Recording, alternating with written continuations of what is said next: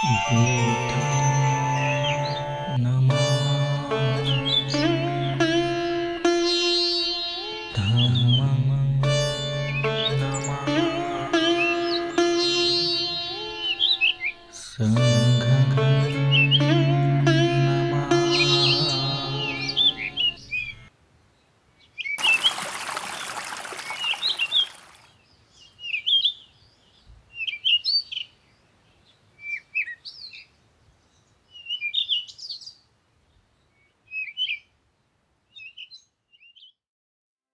Part 3. Conversion of the High and the Holy. 1. Conversion of Yashas. 2. Conversion of the Kassyapas. 3. Conversion of Sariputta and Moggallana. 4. Conversion of Bimbisara. 5. Conversion of Anathapindika. 6. Conversion of Pasenjit. 7. Conversion of Jeevaka. 8. Conversion of Ratthapala. 1. Conversion of Yashas. 1. There lived in the town of Bimbisara a nobleman's son called Yashas. He was young in years and very attractive in appearance. He was beloved of his parents. He lived in abounding wealth. He had a big retinue and a large harem and passed his time in nothing but dancing, drinking and carnal pleasures. 2. As time passed, a feeling of disgust came over him. How could he escape from this orgy? Was there any better way of life than the way he was leading? Not knowing what to do, he decided to leave his father's house. 3. One night he left his father's house and was wandering about. He happened to wend his way towards Thana. 4. Feeling tired he sat down, and as he was seated he said to himself in loud tones, "Where am I? What is the way? Alas! What distress! Alas! What danger!" 5. This happened on the night of the same day on which the Blessed One preached his first sermon to the Panchavargiya bhikkhus at Thana. Just when Yashas was approaching Thana, the Blessed One who was staying at Thana, having arisen at dawn, was walking up and down in the open air. And the Blessed One saw Yashas, the noble youth, coming from after giving utterance to his feelings. 6. And the Blessed One, having heard his cry of distress, said, "There is no distress. There is no danger. Come, I will show you the way." And the blessed Lord preached his gospel to Yashas. 7. And Yashas, when he heard it, became glad and joyful, and he put off his gilt slippers, and went and sat down near the Blessed One and respectedly saluted him. 8. Yashas, hearing the Buddha's words, requested the Blessed One to take him as his disciple. 9.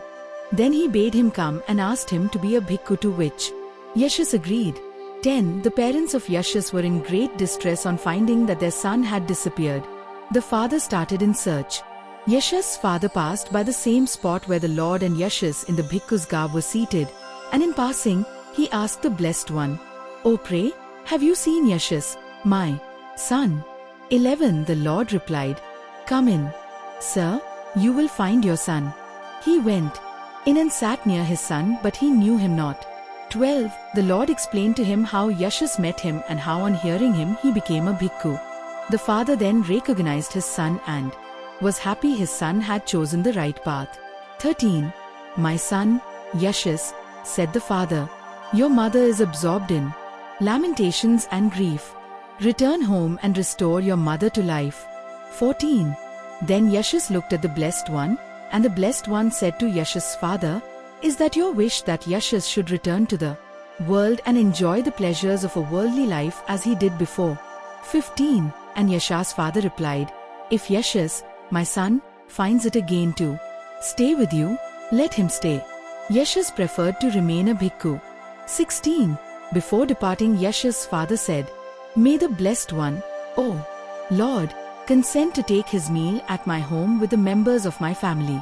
17. The Blessed One, having donned his robes, took his alms ball and went with Yashas to the house of his father. 18. When they arrived there, they met the mother and also the former wife of Yashas. After the meal, the Blessed One preached to the members of the family his doctrine. They became very happy and promised to take refuge in it. 19. Now there were 4 friends of Yashas belonging to the wealthy family of Bimbisara. Their names were Vimla, Subahu, Punyajit and Gavampati. 20. When Yashas' friends learned that Yashas had taken refuge in the Buddha and his Dhamma, they felt that what is good for Yashas must be good for them. 21. So they went to Yashas and asked him to approach the Buddha on their behalf to receive them as his disciples. 22. Yashas agreed and he went to the Buddha, saying, "May the Blessed One preach the Dhamma to these 4 friends of mine." The Lord agreed and Yashas' friends took refuge in the Dhamma.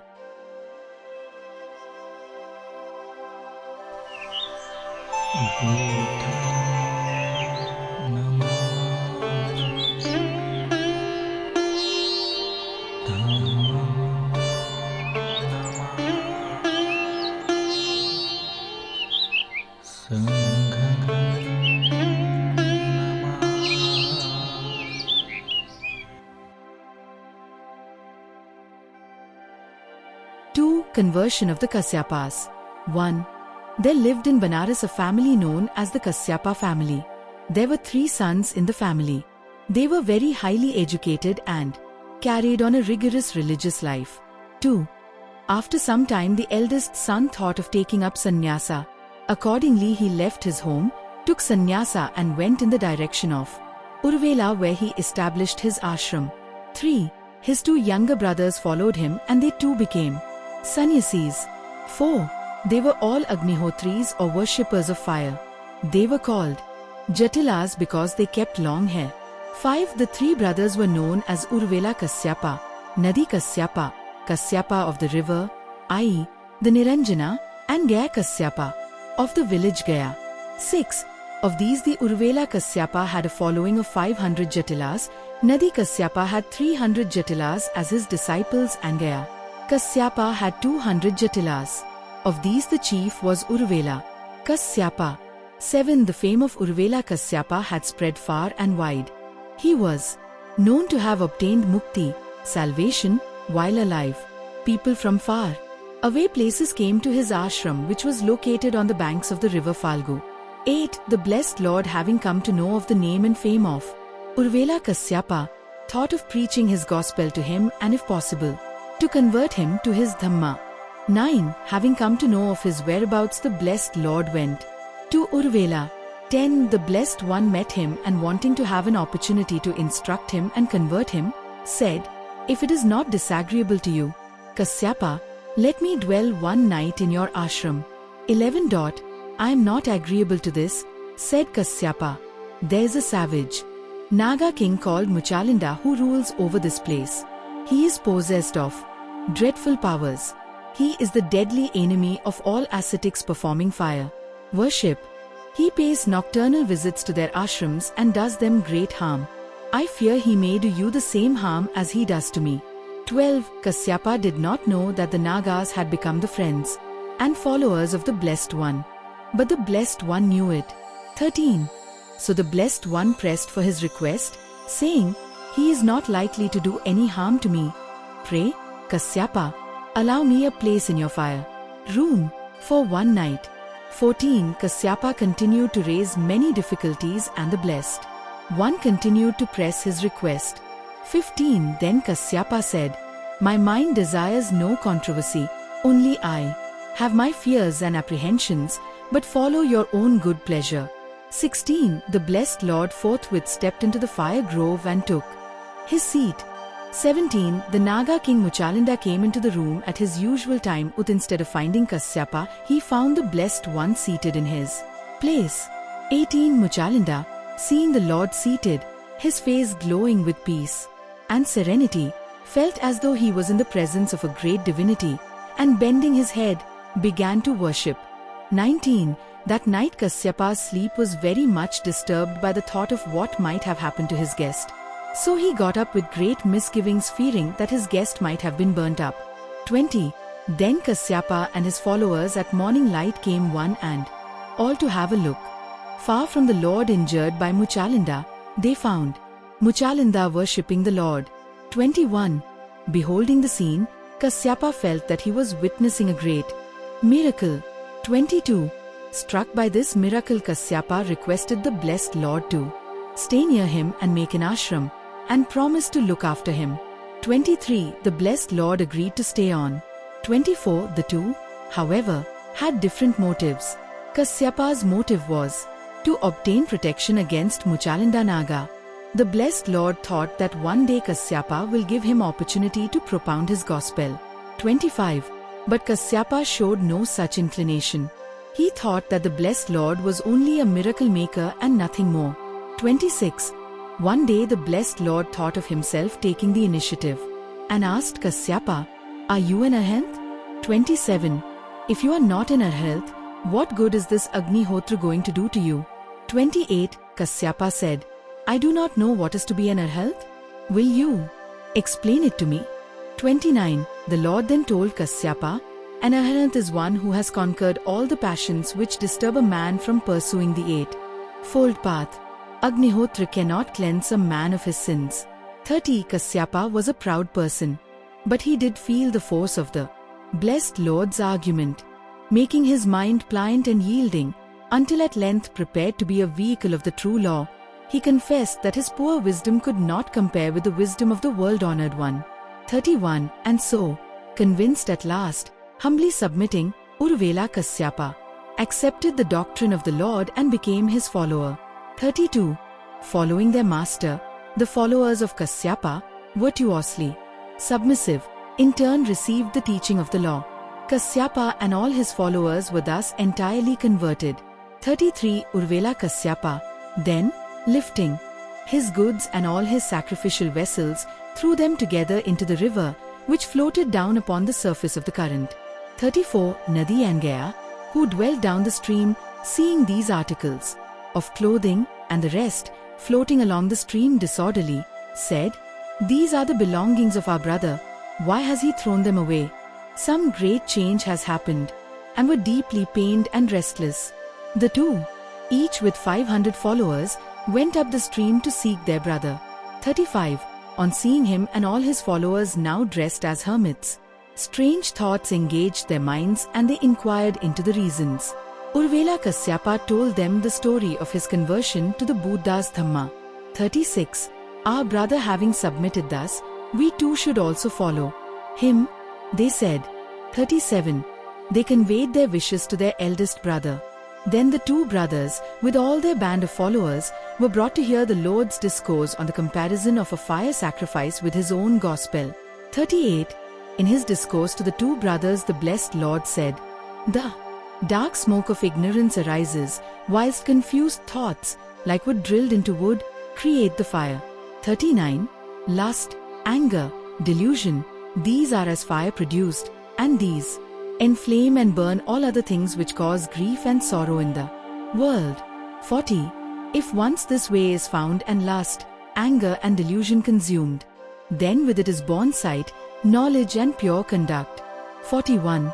So when the heart of a man has once conceived distaste for sin, this distaste removes covetous desire extinguished, there is recluse. 42. The great rishis listening to him lost all regard for fire worship and wished to be the disciples of the Buddha. 43. The conversion of the Kassyapas was a great triumph for the blessed Lord, for they had a very strong hold on the imagination of the people.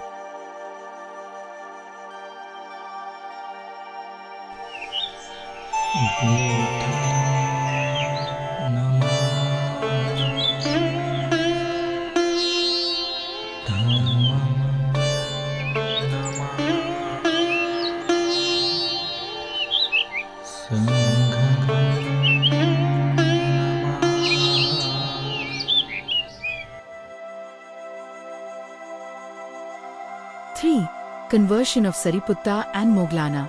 1.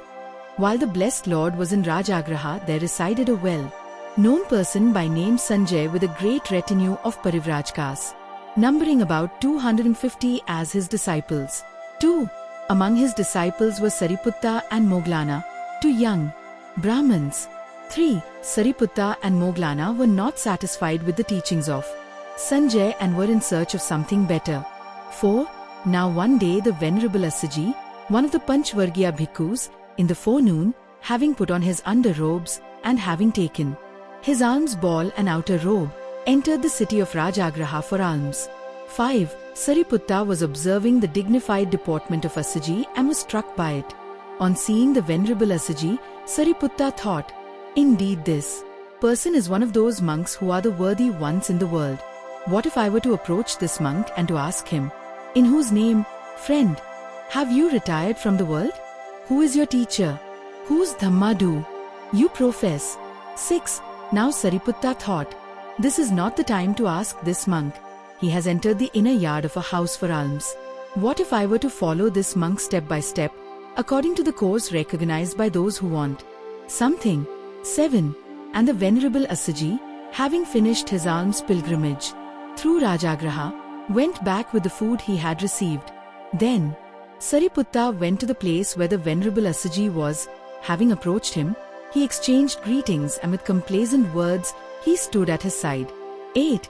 Standing at his side, the wandering ascetic Sariputta said to the Venerable Assaji, "Your countenance, friend, is serene, your complexion is pure and bright. In whose name, friend, have you retired from the world? Who is your teacher? Whose Dhamma do you profess?" 9. Assaji replied, "There is, friend, the great recluse of the Sakyas clan. In this blessed one's name have I retired from the world. This blessed one is my teacher, and it is the Dhamma of this blessed one that I follow." 10. And what, Venerable Sir, is the doctrine which your teacher holds? And what does he preach to you? 11. I am only a young disciple, friend. I have but recently received ordination, and I have newly adopted this Dhamma and discipline. I cannot explain to you the Dhamma in detail, but I will tell you in short what it means. 12. Then Sariputta, the wandering ascetic, said to the Venerable Assaji, "So be it, friend, tell me as much or as little as you like, but tell me the meaning. I want just meaning. Why make so much of the letter?" 13. Then the Venerable Assaji explained to Sariputta the substance of the teachings of the Buddha, and Sariputta was completely satisfied. 14. Sariputta and Moggallana, though not brothers, were bound together as how they were brothers. They had given their word to each other. He who first attains the truth shall tell the same to the other one. That was their mutual engagement. 15. Accordingly Sariputta went to the place where Moggallana was. Seeing him, he said to Sariputta, "Your countenance, friend, is serene. Your complexion is pure and bright. Have you then really reached the truth?" 16. Yes, friend, I have come to know the truth. "And how, friend, have you done so?" Then Sariputta told him what happened between him and Assaji. 17. Then Moggallana said to Sariputta, "Let us go, friend, and join the Blessed One, that he, the Blessed One, may be our teacher." 18. Sariputta replied, "Oh, it is on our account, friend, that these 250 wandering Parivrajkas live here, and it is we whom they regard. Let us first tell them before taking leave of them. They will do what they think fit." 19. Then Sariputta and Moggallana went to the place where they were.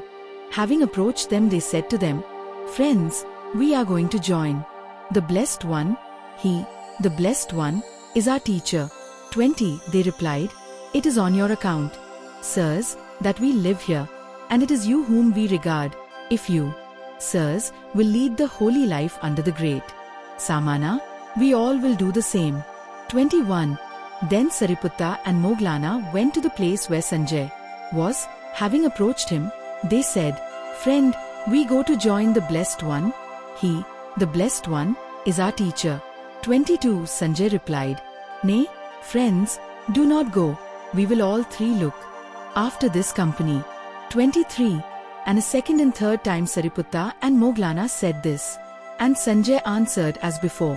24. Then Sariputta and Moggallana took with them 250 wandering ascetics and went to the Veluvena in Rajagraha where the Blessed One was staying. 25. And the Blessed One saw them, Sariputta and Moggallana, coming from afar. On seeing them he thus addressed the monks. There, monks, arrived two companions, pointing towards Sariputta and Moggallana. "These will be my chief pair of disciples, and auspicious pair." 26. When they had arrived at the bamboo grove, they went to the place where the Blessed One was. Having approached him, they prostrated themselves with their heads at the feet of the Blessed One, and said to the Blessed One, Lord, let us receive ordination from the Blessed One. 27. The Blessed One then uttered the usual formula indicating admission, Ehi Bhikkhu, come monks, and Sariputta and Moggallana and the 200 Jatilas became the disciples of the Buddha.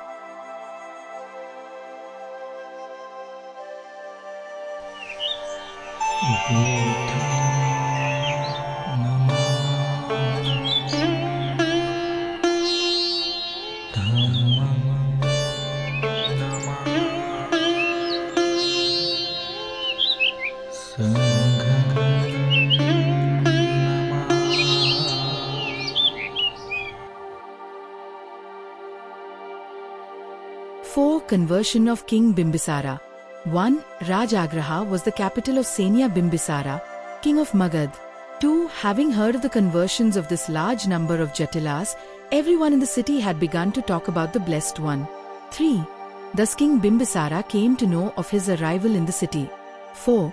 To have converted the most orthodox and the most obstinate Jatilas was no mean task. Oh, truly so, said King Bimbisara to himself. He must be the blessed, holy, absolute Buddha, proficient in knowledge and conduct, the wayfarer, who understands the world, the highest one, who guides men, the teacher of gods and men. He must be teaching the truth, which he understood himself. 5. He must be preaching that Dhamma which is lovely in the beginning, lovely in the middle, lovely at the end, in the spirit and in the letter. He must be proclaiming the consummate perfect, pure and holy life. It is good to obtain the sight of a man like him. 6. So King Bimbisara, surrounded by 12 myriads of Magad, Brahmins and householders, went to the place where the Blessed One was. Having approached him and respectfully saluted the Blessed One, he sat down near him. And of those 12 myriads of Magad Brahmins and householders, some also respectfully saluted the Blessed One and sat down near him. Some exchanged greetings with the Blessed One, and having done so they sat down near him with complacent words. Some bent their clasped hands towards the Blessed One and sat down near him. Some made known their name and family name before the Blessed One and sat down near him. Some sat down near him silently. 7. Now those 12 myriads of Magad Brahmins and householders saw Urvela Kassyapas among the monks who came with the Blessed Lord. They thought, how now is this? Does the great Samana follow the holy life under Urvela Kassyapas, or does Urvela Kassyapas follow the holy life under the great Samana? 8. And the Blessed One, who understood in his mind the reflection which had arisen in the minds of those 12 myriads of Magad Brahmins and householders, addressed the venerable Urvela Kassyapas. What hast thou seen, O dweller of Urvela, that thou who art called the Great One has forsaken the fire worship? How is it thou hast forsaken the fire sacrifice? 9. Kassyapas replied, it is sights and sounds, and also tastes, and omen of sense desire that the sacrifices promise, because I understood that these things are impure, that I took no more delight in sacrifices and offerings. 10. But if you don't mind, tell us what made you think so. 11. Then the venerable Urvela Kassyapas rose from his seat, adjusted his upper robe so as to cover one shoulder, prostrated himself, inclining his head to the feet of the Blessed One, and said to the Blessed One, my teacher is the Blessed One, I am his pupil. Then those 12 myriads of Magad Brahmins and householders understood, Urvela Kassyapas follows the holy life under the great Samana. 12. And the Blessed One, who understood in his mind the reflection that had arisen in the minds of those 12 myriads of Magad Brahmins and householders, preached to them his Dhamma. Just as a clean cloth free from black specks properly takes the dye, thus 11 myriads of those Magad Brahmins and householders with Bimbisara at their head, while sitting there, obtained the pure and spotless dye of the Dhamma. 1 myriad announced their having become lay followers. 13. Then the Magad king, Senia Bimbisara, having witnessed the scene, having understood the Dhamma, having penetrated the Dhamma, having overcome uncertainty, having dispelled all doubts, having gained full knowledge, said to the Blessed One, in former days, Lord, when I was a prince, I entertained 5 aspirations. These are now fulfilled. 14. In former days, Lord, to me when I was a prince, came this thought, oh that I might be inaugurated king. That was my first aspiration, Lord, that is now fulfilled. And might then a holy one, a fully enlightened one, come over into my kingdom. This was my second aspiration, Lord, that is now fulfilled. And might I minister to that blessed one. That was my third aspiration, Lord, that is now fulfilled. And might he, the blessed one, preach the Dhamma to me. This was my fourth aspiration, Lord, and that is now fulfilled. And might I understand the Dhamma of that blessed one. This was my fifth aspiration, Lord, this is now fulfilled. These were my 5 aspirations, Lord, which I entertained in former days when I was a prince. 15. Wonderful, Lord, wonderful, just as if one should set up what had been overturned, or should reveal what had been hidden, or should point out the way to one who had lost his way, or should bring a lamp into the darkness, in order that those who had eyes might see things. Thus has the Blessed One preached the Dhamma in many ways. I take refuge, Lord, in that Blessed One, and in the Dhamma, and in the fraternity of bhikkhus, monks. May the Blessed One receive me from this day forth, while my life lasts, as a lay disciple who has taken refuge in him.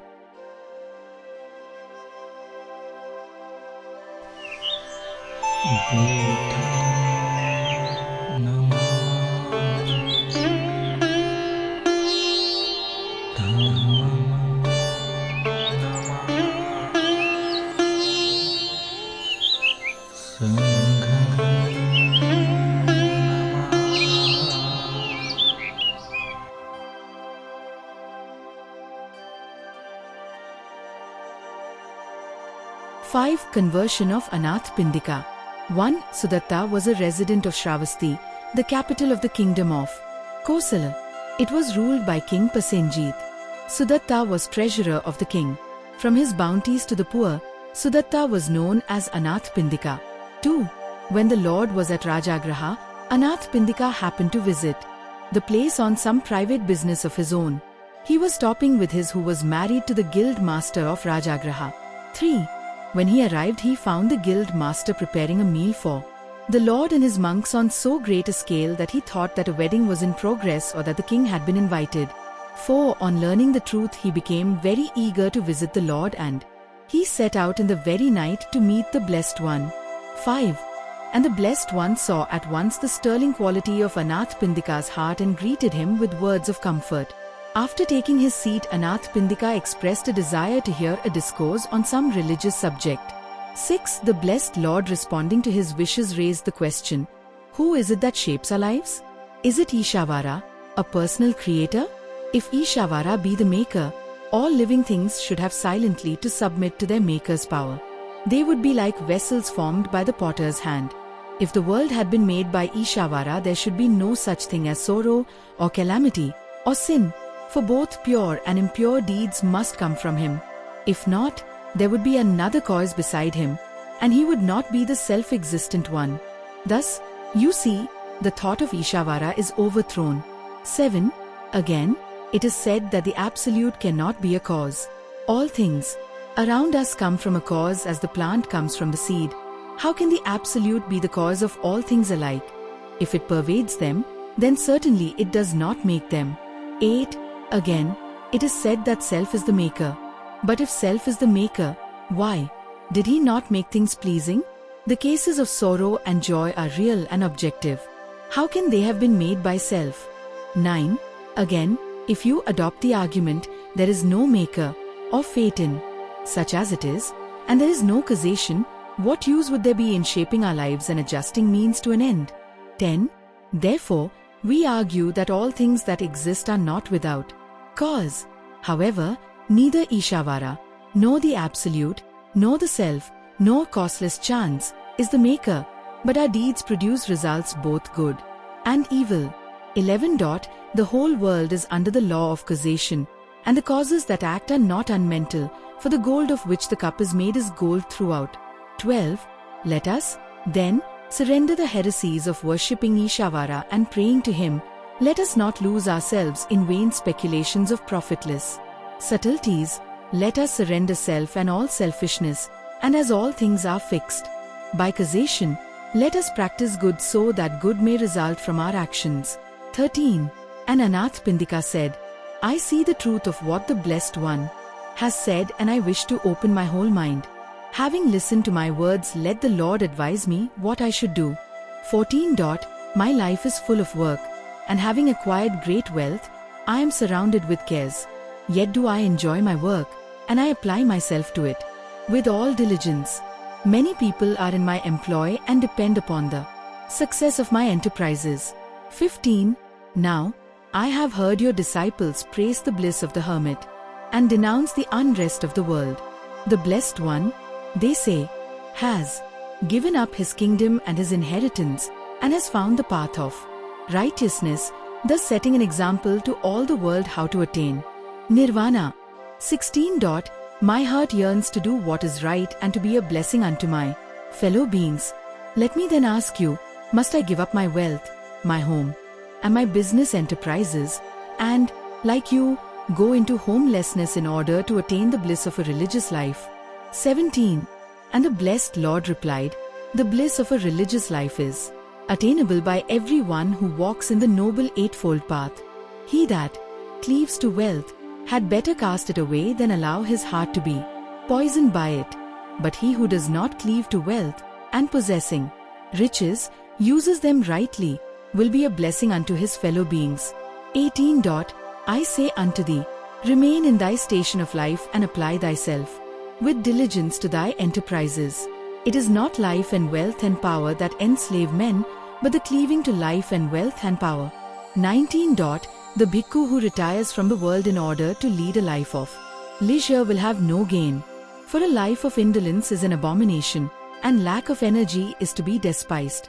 20. The Dhamma of the Tathagat does not require a man to go into homelessness or to resign the world unless he feels called upon to do so. What the Dhamma of the Tathagat requires is for every man to free himself from the illusion of self, to cleanse his heart, to give up his thirst for pleasure, and lead a life of righteousness. 21. And whatever men do, whether they remain in the world as artisans, merchants, and officers of the king, or retire from the world and devote themselves to a life of religious meditation, let them put their whole heart into their task, let them be diligent and energetic, and, if they are like the lotus, which, though it grows in the water, yet remains untouched by the water, if they struggle in life without cherishing envy or hatred, if they live in the world a life not of self but a life of truth, then surely joy, peace, and bliss will dwell in their minds. 22. Anathapindika perceived that this was the most excellent system of truth, simple and of wisdom born. 23. Thus firmly settled in the true doctrine, he slowly bent in worship at the feet of the Blessed One and with closed hands made his request.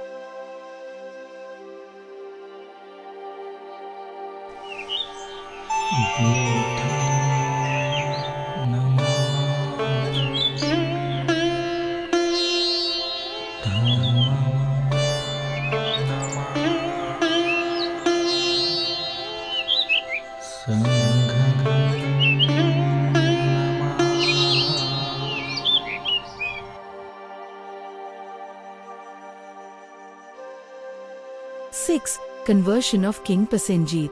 1. Then King Pasenjit, hearing that the Lord had come, went in his royal equipage to the Jetwana Vihara. Saluting him with clasped hands, he said, 2. Blessed is my unworthy and obscure kingdom that it has met with so great a fortune. For how can calamities and dangers befall it in the presence of Lord of the world, the Dharma Raja, the King of Truth? 3. Now that I have seen your sacred features, let me partake of the refreshing waters of your teachings. 4. Worldly profit is fleeting and perishable, but religious profit is eternal and inexhaustible. A worldly man, though a king, is full of trouble, but even a common man who is holy has peace of mind. 5. Knowing the tendency of the king's heart, weighed down by avarice and love of pleasure, the Blessed One seized the opportunity and said, 6. Even those who have been born in low degree, when they see a virtuous man, feel reverence for him, how much more must an independent king, who by his previous conditions of life has acquired much merit, feel? 7. And now as I briefly expound the law, let the Maharaja listen and weigh my words, and hold fast to what I say. 8. Our good or evil deeds follow us continually like shadows. 9. That which is most needed is a loving heart. 10. Regard your people as we do an only son. Do not oppress them. Do not destroy them. Keep in due check every member of your body. Forsake unrighteous doctrines and walk in the straight path. Do not exalt yourself by trampling down others. Give comfort and befriend the sufferer. 11. Neither ponder much on kingly dignity, nor listen to the smooth words of flatterers. 12. There is no profit in vexing oneself by austerities, but meditate on Dhamma and weigh the righteous law. 13.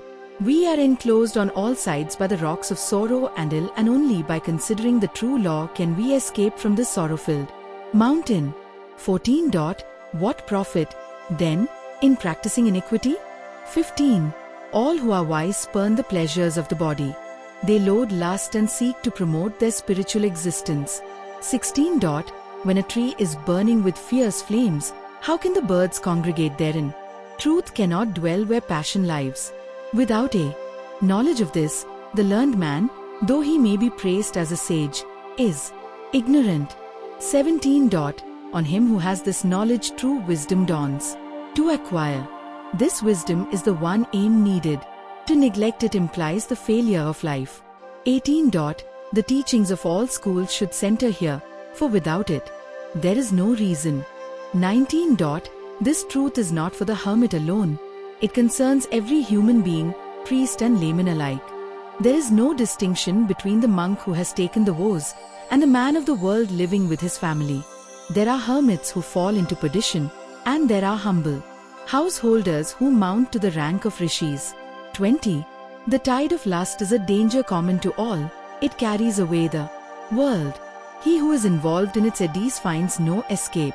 But wisdom is the handy boat, reflection is the rudder. The slogan of religion calls you to the rescue of yourself from the assaults of Mara, the enemy. 21. Since it is impossible to escape the result of our deeds, let us practice good works. 22. Let us inspect our thoughts that we do no evil, for as we sow, so shall we reap. 23. There are ways from light into darkness and from darkness into light. There are ways, also, from gloom into deeper darkness, and from the dawn into brighter light. The wise man will use the light as he has to receive more light. He will constantly advance to the knowledge of the truth. 24. Exhibit true superiority by virtuous conduct and the exercise of reason. Meditate deeply on the vanity of earthly things and understand the fickleness of life. 25. Elevate the mind and seek sincere faith with firm purpose. Transgress not the rules of kingly conduct, and let your happiness depend not upon external things but upon your own mind. Thus you will lay up a good name for distant ages. 26. The king listened with reverence and remembered all the words of the Blessed One in his heart and promised to become his lay disciple. 7. Conversion of Jeevaka. 1. Jeevaka was the son of Salvati, a court son of Rajagraha. 2. Immediately after birth the child, being illegitimate, was placed in a basket and thrown on a dust heap. 3. A large number of people were standing by the dust heap watching the child. Abhay, the Rajkumara, happened to pass by the site. He questioned the people who said, "It is alive." 4. For this reason the child was called Jeevaka. Abhay adopted him and brought him up. 5.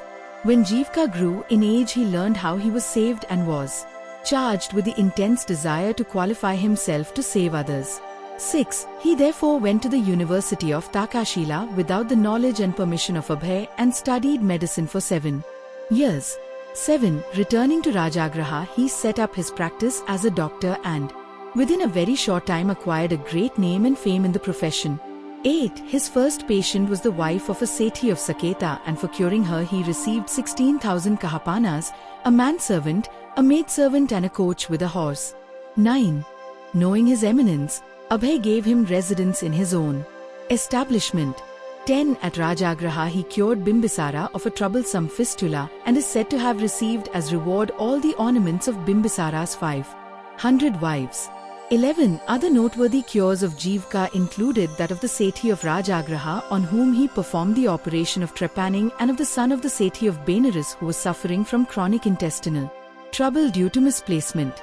12. Jeevaka was appointed physician to the king and the king's women. 13. But Jeevaka was greatly attached to the blessed Lord. Consequently, he also acted as a physician to him and the Sangh. 14. He became a disciple of the Lord. The blessed Lord did not make him a bhikkhu, as he wanted him to remain free to tend to the sick and the wounded. 15. When Bimbisara died, Jeevaka continued to serve his son Ajatasatru and was mainly instrumental in bringing him to the Lord after his crime of parricide.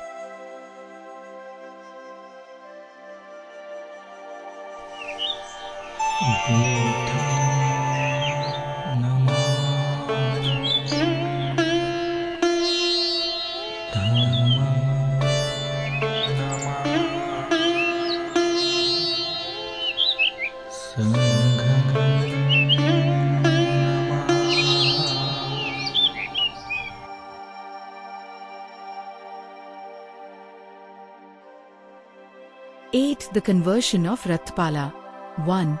Once when the Lord was on an alms pilgrimage in the Kuru country with a great company of almsmen, he stayed at Thullakotthita, which was a township of the Kurus. 2. They came to know of it and went to him to pay their respects. 3. When they were seated, the Lord instructed them with a discourse on the doctrine. Having received their instruction from the Lord, the Brahman heads of houses of Thullakotthita gratefully thanked him, rose up and departed with deep obeisance. 4. Seated among them was a young man named Ratthapala, a scion of a leading family of the place, to whom this thought came: so far as I understand, the doctrine which the Lord has preached is no easy matter for one who lives in a home to lead the higher life in all its fullness, purity, and perfection. 5. What if I were to cut off hair and beard, don the yellow robes and go forth from home to homelessness as a pilgrim? 6. When the Brahmans had not been gone long, then Ratthapala came up and, after salutations, told the Lord the thought which had come to him, and asked to be admitted to, and confirmed in, the confraternity under him. 7. Have you your parents' consent to this step, Ratthapala? Asked the Lord. 8. No, sir. 9. I do not admit those who have not their parents' consent. 10. That consent, sir, I will take steps to obtain, said the young man, who rising up and taking a reverential leave of the Lord, went off to his parents, told them his thoughts and asked their consent to his becoming a bhikkhu. 11. The parents made answer as follows: Dear Ratthapala, you are our only son, very dear to us and beloved. You live in comfort and have been brought up in comfort, with no experience at all of discomfort. Go away, eat, drink, enjoy yourself, and do good works in all happiness. We refuse our consent. 12. Your death would leave us desolate, with no pleasure left in life. Why, while we have you still, should we consent to your going forth from home to homelessness as a bhikkhu? 13. A second and yet a third time did Ratthapala repeat his request, only to be met by the same refusal from his parents. 14. Failing thus to get his parents' consent, the young man flung himself down on the bare ground, declaring that he would either die there or become a bhikkhu. 15. His parents entreated him to get up while repeating their objections to his becoming a bhikkhu, but the young man said not a word. A second and a third time they entreated him, but still he said not a word. 16. So the parents sought out Ratthapala's companions, to whom they told all this and besought them to urge, as from themselves, what his parents had said to him. 17.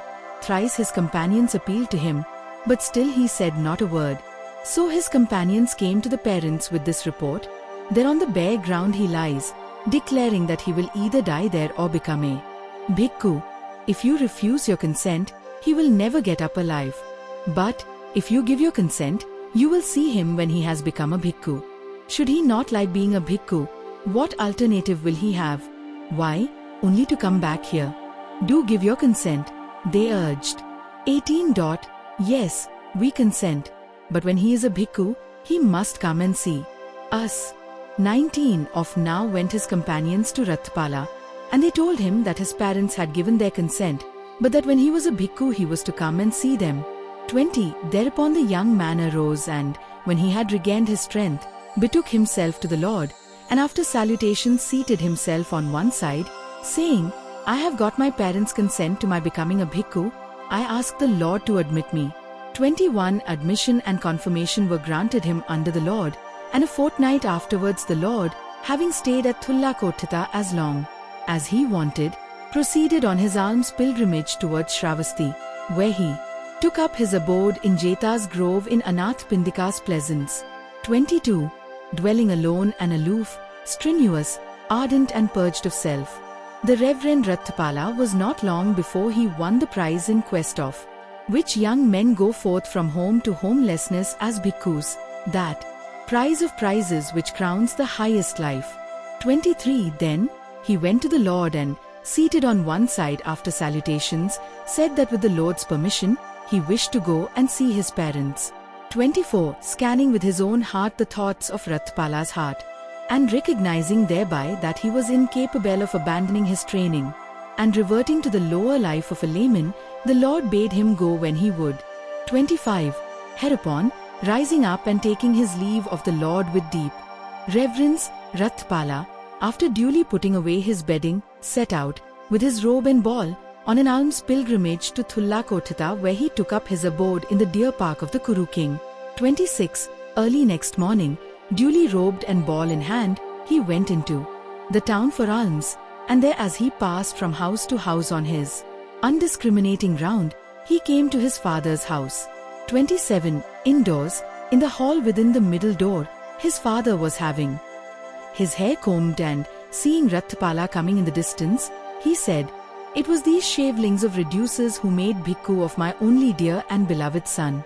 28. So at his own father's house Ratthapala was given nothing, not even a refusal. All he got was abuse. 29. At this moment a slave girl of the family was about to throw away the previous day's stale rice, and to her Ratthapala said, If, sister, that is to be thrown away, put it in my ball here. 30. As the girl was doing so, she recognized his hands and feet and voice, and going straight to her mistress, cried out, Do you know, madam, the young master is back. 31. If what you say is true, you are a slave no longer, said the mother, who hurried off to tell her husband that she heard their son was back. 32. Ratthapala was eating that stale rice under the hedge when his father arrived, exclaiming, Can it be, my dear son, that you are eating stale rice? Should you not have come to your own house? 33. Said Ratthapala, What house of our own, householder, can we have who are homeless, having gone forth from home to homelessness? I did come to your house, where I was given nothing, not even a refusal. All I got was abuse. 34. Come, my son, let us go indoors. Not so, householder, I have finished my eating for today, said Ratthapala. 35. Well then, my son promised to take your meal here tomorrow. 36. By his silence the Reverend Ratthapala gave consent. 37.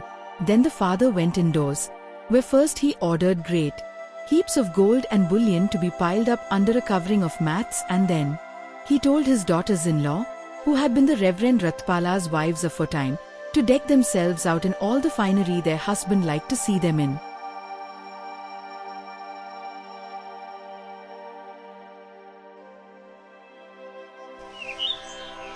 Dhamma.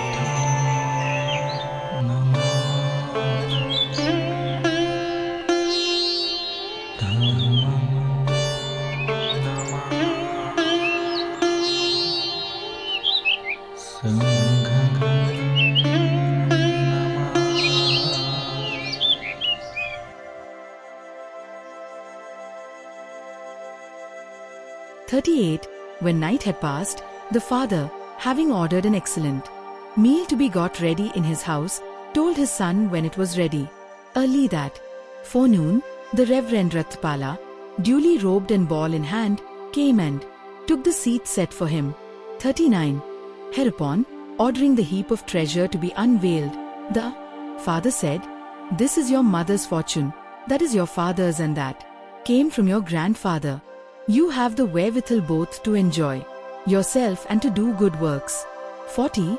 Come, my son, abandon your training, revert to the lower life of the layman, enjoy your substance and do good works.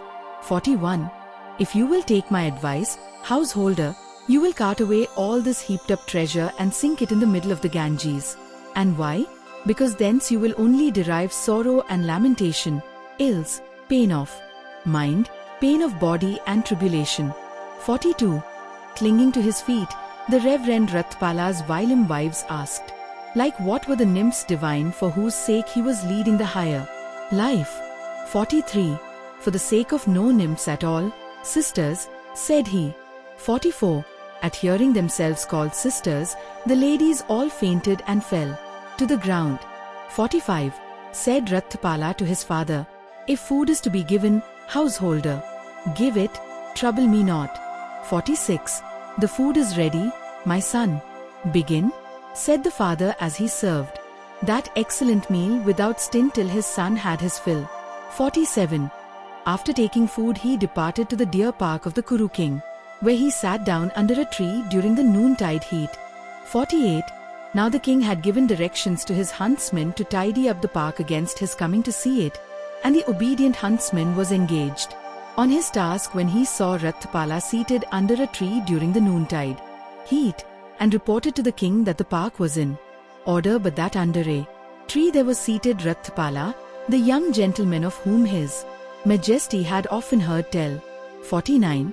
Never mind about the park today, said the king, I will pay a call on his reverence. Ordering, therefore, all the repast which had been prepared to be made ready, he mounted a chariot and drove forth in procession in royal state out of the city to see Ratthapala. 50. Riding as far as the ground was passable for his chariot and proceeding thence on foot with his princely train, the king came at last upon the Reverend Ratthapala, whom, after exchange of courteous greetings, the king, still standing, invited to be seated on a clump of flowers. 51. Nay, sire, sit you there, I have got a seat. 52. Seating himself on the seat indicated to him, the king said, There are 4 kinds of losses, Ratthapala, which impel men to cut off hair and beard, don the yellow robes, and go forth from home to homelessness, namely, I. Old age, 2. Failing health, 3. Impoverishment, and 4. Death of kinsfolk. 53. Take a man who, being aged and old, far advanced in life, stricken in years, and at the close of life, recognizes his position, and realizes the difficulty either of acquiring new wealth or of doing well with what he has got, so he decides to take to homelessness. This is known as the loss which old age entails. But here are you in the prime of youth and early manhood, with a wealth of coal-black hair untouched by grey, and in all the beauty of your prime. Not yours is the loss old age entails. What have you known or seen or heard to make you take to homelessness? 54. Or take a man who, being in ill health or pain, or gravely ill, recognizes his position and realizes the difficulty either of acquiring new wealth or doing well with what he has already, so he decides to take to homelessness. This is known as the loss which failing health entails. But here are you neither ill nor ailing, with a good digestion maintained by humors neither too hot nor too cold. Not yours is the loss which failing health entails. What have known or seen or heard to make you take to homelessness? 55. Or take a man who, after being rich and wealthy and of great substance, and after gradually losing it, recognizes his position and realizes the difficulty either of acquiring new wealth or of doing well with what he has got, so he decides to become a pilgrim. This is known as the loss which impoverishment entails. But the revered Ratthapala is the son of leading family in this very Thullakotthita, and there is none of this loss of wealth. For the revered Ratthapala What has the good Ratthapala known or seen, or heard that he has gone forth from home into homelessness? And what, good Ratthapala, is loss of relations? As to this, good Ratthapala, someone has many friends and acquaintances, kith and kin, but gradually these relations of his diminish. He reflects thus: formerly I had many friends and acquaintances, kith and kin, but gradually these relations of mine have diminished, so it is not easy for me to acquire wealth, etc. So he that is followed by this loss of relations, having cut off hair and beard, having donned saffron garments, goes forth from home into homelessness. This is known as the loss which kinsfolk's death entails. But here are you with a host of friends and relations, not yours is the loss which kinsfolk's death entails. What have you known or seen or heard to make you take to homelessness? 56. I have gone forth, replied Ratthapala, sire, from home to homelessness because I have known, seen, and heard the following 4 propositions enunciated by the all-enlightened Lord who knows and sees. I, the world is in continual flux and change. 2. The world has no protector or preserver. 3. We own nothing, we must leave everything behind. 4. The world lacks and bankers, being enslaved to craving. 57. It is wonderful, it is marvelous, said the king. How right in this the Lord was. Bhavatu Sabmangala. Sadhu, sadhu, sadhu.